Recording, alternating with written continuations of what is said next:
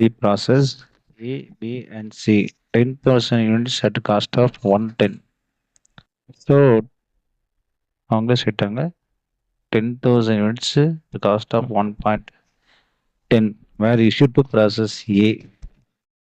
அப்ப A process 10,000 unit introduce பண்றாங்க.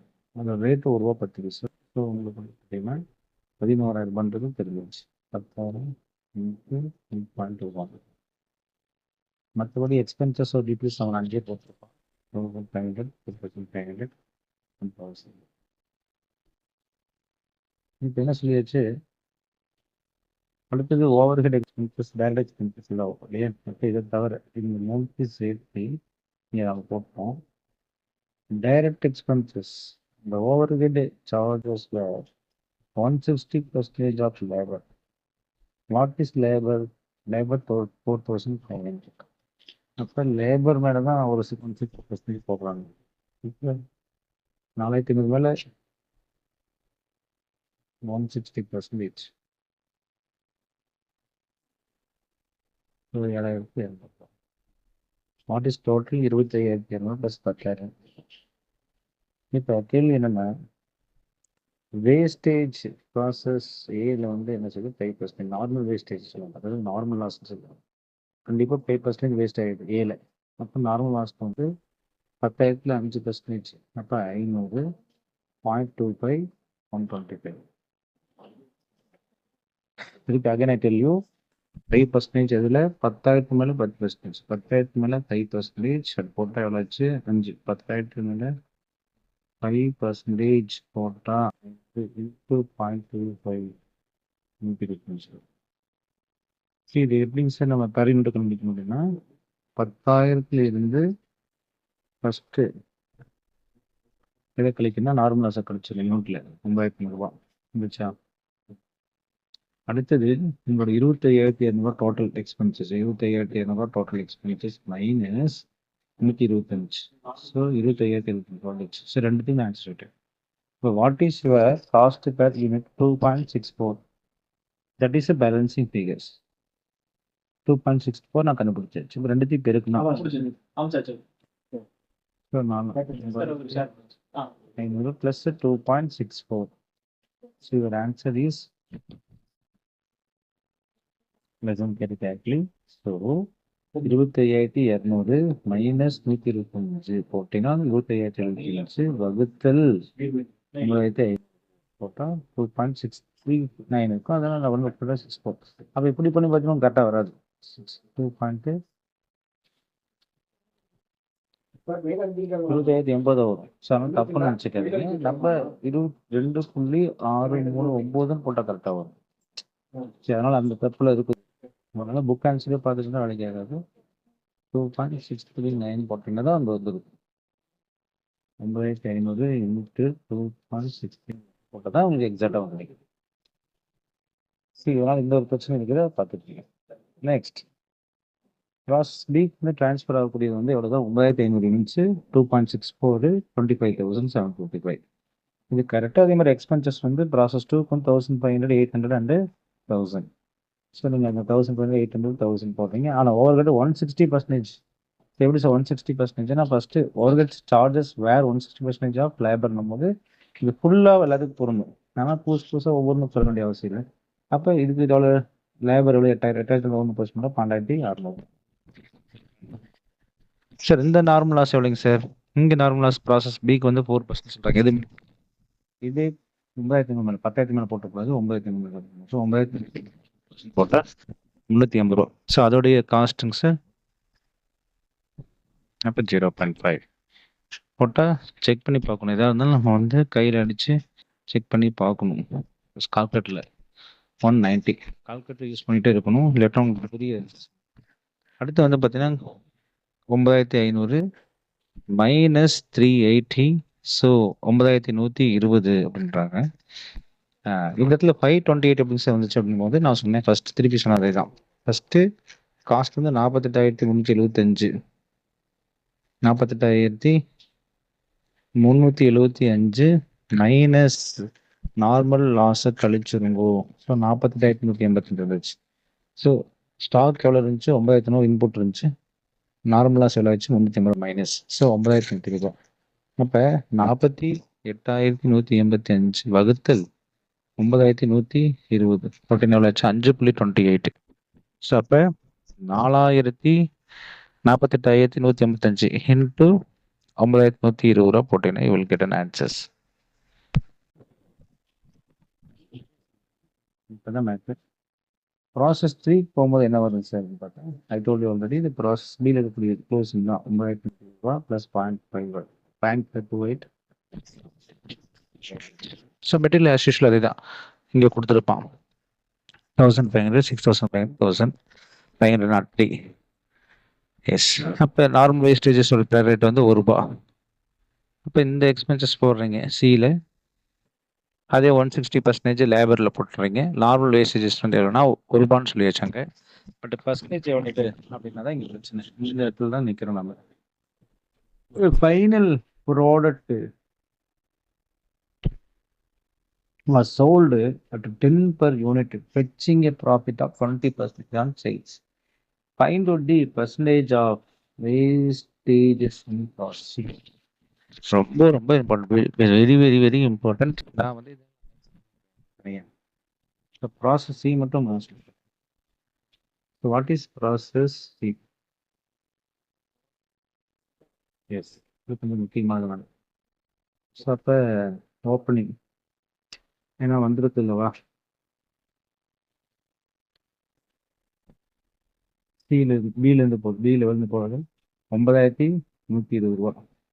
இப்போ 9,120 5.28. ஸோ 48,185. சி மற்றெல்லாம் ப்ராசஸில் வந்துடுது. ஃப்ரம் ப்ராசஸ் பின்னு சொல்ல முடியுது. From process B. அடுத்தது to material, to labour, to direct expenses. எவ்வளவு? 1,500 6,500 டைரக்ட் எக்ஸ்பென்சஸ் எவ்வளோங்க சார்? 1,500. அப்போ டு ஓவர்ஹெட் எக்ஸ்பென்சஸ் எவ்வளவு அப்படிங்கும்போது தான் 6,500ல் 160% நம்மளுக்கு போட சொல்கிறாங்க. 6,400.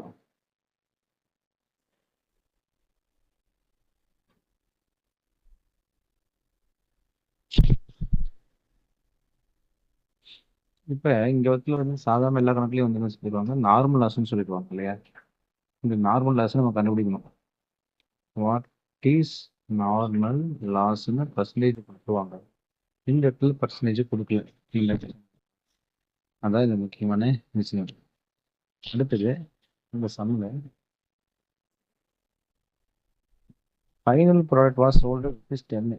அந்த ஃபைனல் ப்ராடக்ட் என்ன செஞ்சுருவாங்க? நீங்கள் விற்றுறீங்க உங்களுக்கு ₹10. Final product was sold 10. Profit is 20%. அப்போ சேல்ஸ் ப்ரைஸ் இது. This is sales price. அப்போ what is profit? 20% on sales.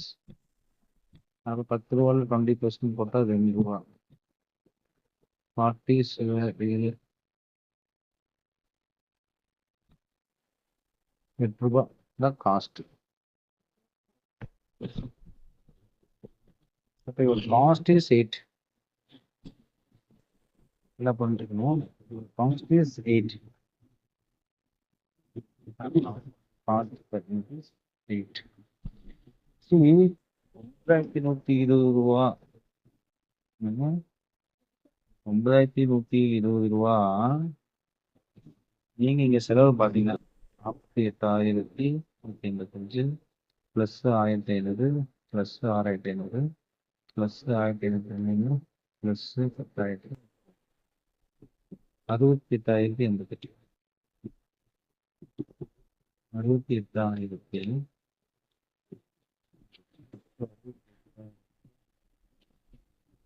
2,920.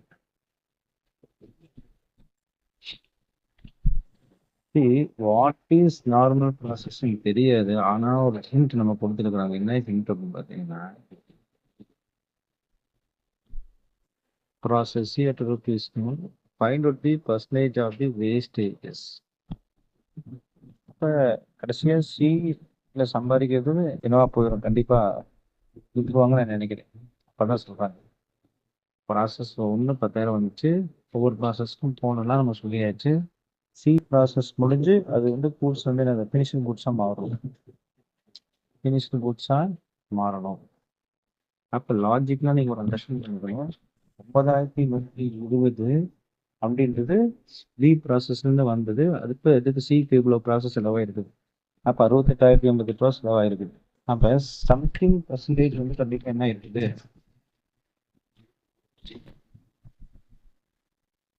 இங்கே அடுத்த process let the number of units in normal losses எனக்கு தெரியாது. let the number of normal loss is x எனக்கு தெரியாது. அப்ப 68,088 அப்படின்றது எனக்கு தெரியுது. 68,088 என்னுடைய ஃபினிஷ்டு கூட்ஸ் பிளஸ் நார்மல் இது சேர்த்துன அமௌண்ட் இந்த 68,088. நார்மல் லாஸ் எனக்கு தெரியுமே தெரியாது. இதையும் தெரியாது. What is normal loss? That is X. X into ஒன்னு சொல்லியாச்சு. X into one. ஏன் ஒன்று? கணக்கில் பார்த்தீங்கன்னா சியோட நார்மல் லாஸ்ட்டுக்கு வேல்யூ கொடுத்தாச்சு. And that process C, the wastage of process C எவ்வளோக்கு போகுது? 0.25. பி எவ்வளோக்கு போகுது? 0.1 ரூபாய். அப்போ 1 ரூபாய்க்கு போகுது. அப்போ இது 1x அப்படின்றது normal X. Plus what about finished goods? Finished goods அப்படின்றது என்ன அப்படின்னு பார்த்தா, எதுலேருந்து நார்மலாக கழிச்சா வர்றது கூட்ஸ். ஆமாம் தானே? நல்லா புரிஞ்சுக்கணும், ரொம்ப முக்கியம். சார் அந்த 68,088 ஃபினிஷ்டு கூட்ஸ் கழிச்சாதான் எனக்கு வரும் இல்லையா? அப்போ ஃபினிஷ்டு கூட்ஸ் நான் இங்கே சொல்கிறேன், நல்லா கவனிச்சுக்கணும். ஃபினிஷ்டு கூட்ஸ்னா இது வந்து 9,120 யூனிட்டுக்குரிய காஸ்ட் தான் இருக்கு. ஆனால் ஸ்டாக்னு பார்த்தா ஃபினிஷ்டு கூட்ஸ் என்னவா இருக்குங்களா அதுக்கலாம் 9,120 மைனஸ் எக்ஸ் ஆயிரும். கரெக்ட் இல்லைங்க சார்? ஆமாம், எக்ஸ்ன்றது யூனிட்ஸ்னா 1 ரூபான்றது அந்த நார்மல் வேஸ்டேஜோட வேல்யூ. அப்போ 1x நான் இங்கே சொல்கிறேன். 1xன்றது நார்மல் வேஸ்டேஜ் யூனிட். அப்போ இந்த யூனிட் என்னவா தான் இருக்கணும்? 9,120ல் நார்மல் வேஸ்டேஜ் யூனிட் இல்லை கடைசி அமௌண்ட் தான் ஃபினிஷ்டு கூட்ஸ். அப்போ எப்படி சொல்லலாம்? Normal wastage normal process loss யூனிட்ஸையும் ஃபினிஷ்டு கூட்ஸ் யூனிட்ஸையும் கூட்டினா வரக்கூடிய ஆன்சர் தான் இந்த 9,120. அப்போ நம்ம ரொம்ப கேர்ஃபுல்லாக இருக்கணும். அப்போ இந்த 9,120 அப்படின்றது எப்படின்னு திரும்பி சொல்கிறேன். 9,120 அப்படின்றது நார்மல் ப்ராசஸ் யூனிட்ஸும் ப்ளஸ் ஃபினிஷ்டு ப்ராசஸ் யூனிட் தான் என்னது 9,120 ரூபா. வாட் இஸ் ஃபினிஷ்டு கூட்ஸ்னா 9,120லேருந்து நார்மலாக இருக்கக்கூடிய ப்ராசஸ் லாஸ் கழிச்சுட்டா வந்தது தான் எனக்கு என்ன ஃபினிஷ்டு கூட்ஸ் கழிச்சிடும். இப்போ ஃபினிஷ்டு கூட்ஸ் எனக்கு தெரியாது, அதனால சொல்கிறேன் 9,120 யூனிட்ஸு டோட்டலு மைனஸ் என்னுடைய நார்மல் லாஸாக கழிக்கிறதா இன்னும் கொடுத்துக்கலாம். 9,120 மைனஸ் எக்ஸ்ன்னு போட்டுருக்கிறோம். 8ன்னு ஒன்று போட்டுக்கிறேனே. So what is 8? இல்லை பார்ப்போம். என்னன்னா 8 ரூபாய் எடுத்துன்னா இங்கெல்லாம் கொடுக்கல. The final product was sold at ₹10 per unit. Profit on sales. அப்ப ஃபைனலா கிடைக்கக்கூடிய யூனிட் நான் விலைக்கு விற்கிறேன், 10 ரூபாய்க்கு விற்கிறேன். ஆனா அதுல 2 ரூபா ப்ராஃபிட் போயிடுச்சு. காஸ்ட் தான் இருக்கும். அப்ப நம்ம ஃபினிஷ்டு கூட்ஸ் போகும்போது நம்ம என்ன செய்யணும்? காஸ்ட் தான் எடுத்துக்கணும் இல்லையா? ஃபினிஷ்டு கூட்ஸ் காஸ்ட் எடுத்தா காஸ்ட் 8 ரூபா தான். அப்ப இந்த இடத்துல வந்து 8 ரூபாய் நம்ம போட்டோம். 8 ரூபா தான் முக்கியமான விஷயம். இது போட்டா கிட்டத்தட்ட உங்களுக்கு ஆன்சர் வந்துருச்சு. அப்ப 9,120 8 ரூபா போட்டா 72,960 minus 8x into 1x is equal to 68,008. Can I tell you? எப்படி நீங்க புரிஞ்சுக்கணும்? டெஸ்டிங் சொல்றேன், நல்லா கவனிங்க. இது ரொம்ப முக்கியம். அதாவது 68,088 total cost, value of scrap plus units relation normal loss into 8. ஏன் 8னா என்னுடைய ஃபினிஷ்டு கூட்ஸ் நான் வந்து காஸ்ட் வேலைக்கு தான் நான் போட்டாகணும். ஏன் காஸ்ட்னா ப்ராஃபிட் சேர்த்தக்கூடாது அப்படின்னு. ஏன்னா 2 ரூபா கழிஞ்சு நம்ம காஸ்ட். சரி, அப்ப இது இந்த பக்கம் போயிடுங்க. 68,088 மைனஸ் 72,900. அப்போ 72,900 சரி. 68,088 minus 72,960 minus 48,72 8x plus 1x அப்போ மைனஸ் 7x. அப்போ 48,72 மைனஸ் மைனஸ் ஒரு தூக்கிட வேண்டியதான். 7 வாட் இஸ் எக்ஸ்ன்னு கிடைச்சு. இப்போ 48,102 வகுத்தல் 7 போட்டால் 696 வந்துருக்கு. அதுதான் எக்ஸ்னா நார்மல் லாஸ் இன் யூனிட். அப்போ 696 நீங்கள் ஆன்சர் வந்துச்சு. ஏன் நார்மல் லாஸ் 696 1 ரூபாய்க்கு போகுது. 696. இப்போ 9,120 சொல்லுங்க.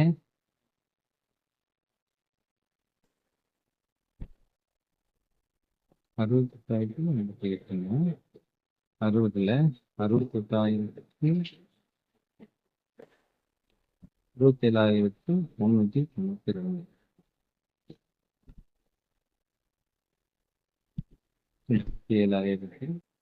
67,392. ஸோ 9,120 யூனிட்ஸில் 696 போச்சுன்னா 8,424 அப்படின்னு யாரு சொல்ல கணக்கில் வந்துச்சு. 8 ரூபாய்க்கு நீங்க செக் பண்ணி பாருங்க. 800 சேல்ஸ் பிரைஸ். அப்போ 8 ரூபா போட்டீங்கன்னா 60,000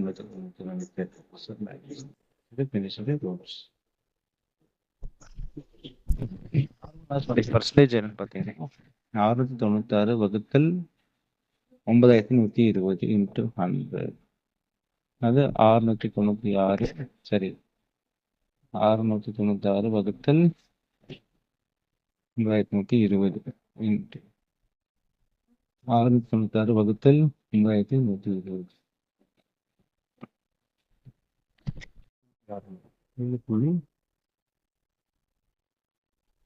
இதான் புக் ஆன்சராகவும் இருக்கும். எளிமையான கணக்கு, ஆனால் எல்லாரும் கஷ்டம்னு சொல்கிறாங்க. அது கணக்கு ஈஸியான நம்ம தான். ஸோ பி ப்ராசஸ் வரைக்கும் உங்களுக்கு நார்மலாக தெரியும். சி ப்ராசஸ் வந்தோடனே குழப்பம். எங்கே நாட் அப்படின்னு பார்த்தீங்கன்னா இந்த வரைக்கும் நீங்கள் போட்டுருவீங்க. இங்கே ஸ்டார்ட் ஆகும்போது நார்மலாக எப்படின்னு கண்டுபிடிக்கிறதுக்கு ஃபஸ்ட்டு காஸ்ட் பெர் யூனிட், அதாவது காஸ்ட் ப்ரைஸ் பெர் யூனிட் எடுக்கணும். ப்ராஃபிட்லேருந்து 2 ரூபாய் கழிச்சு 8 ரூபா வருது. இந்த 8 ரூபா அப்படின்றது எப்படின்னா ப்ராஃபிட் இல்லாமல், அப்போ என்னோட ஃபினிஷர் கூட்ஸ் நான் ப்ராஃபிட் இல்லாமல் தான் விற்கணும் அப்படின்றது கான்செப்ட். ஸோ அப்போ 9120 மைனஸ் எக்ஸ். இந்த மைனஸ் எக்ஸ்ன்றது வந்து X is a normal loss in process. அந்த யூனிட் எனக்கு என்னன்னு தெரியாது. ஸோ எக்ஸை வச்சு நம்ம எக்ஸை நம்ம கண்டுபிடிக்கிறோம். ஸோ கண்டுபிடிச்ச அந்த ஆன்சர்ஸ். Thank you students.